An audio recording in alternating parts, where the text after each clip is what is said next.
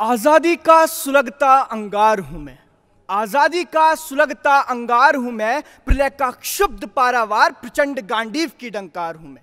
गुलामी की जंजीरों का जिंदा कफन हूं, गुलामी की जंजीरों का जिंदा कफन हूं।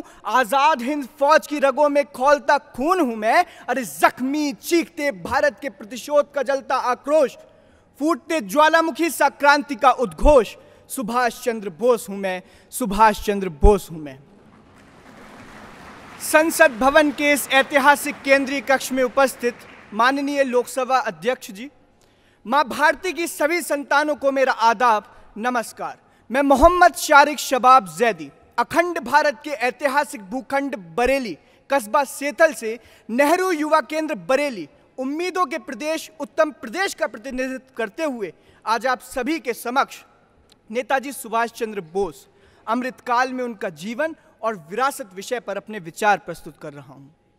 महोदय, अगर अमृतकाल में हमें नेताजी के जीवन की महत्ता को जानना है तो हमें जानना होगा उस छोटे सुभाष को जो अपने घर के पास रहने वाली एक बूढ़ी अम्मा का ख्याल रखता था। हमें जानना होगा उस सुभाष को जो एक संपन्न परिवार में पैदा होने के बाद भी लावारिस शवों का अंतिम संस्कार करवाता था। हमें जानना होगा उस सुभाष को जो BA अर्थात कला में स्नातक करने के बाद एक कलाकार नहीं बल्कि मां भारती की सेवा करने वाला क्रांतिकार बन गया। महोदय, नेताजी सुभाष चंद्र बोस अमृतकाल में युवाओं के लिए मिसाल हैं। नेताजी कोई व्यक्ति नहीं है बल्कि एक व्यक्तित्व है, और ये नेताजी जैसा व्यक्तित्व ही हो सकता है जो तुम मुझे खून दो मैं तुम्हें आजादी दूंगा, इन चंद शब्दों से पूर्वी एशिया में अंग्रेजों के विरुद्ध एक दो नहीं बल्कि लाखों लोगों का जन समूह खड़ा कर देते हैं।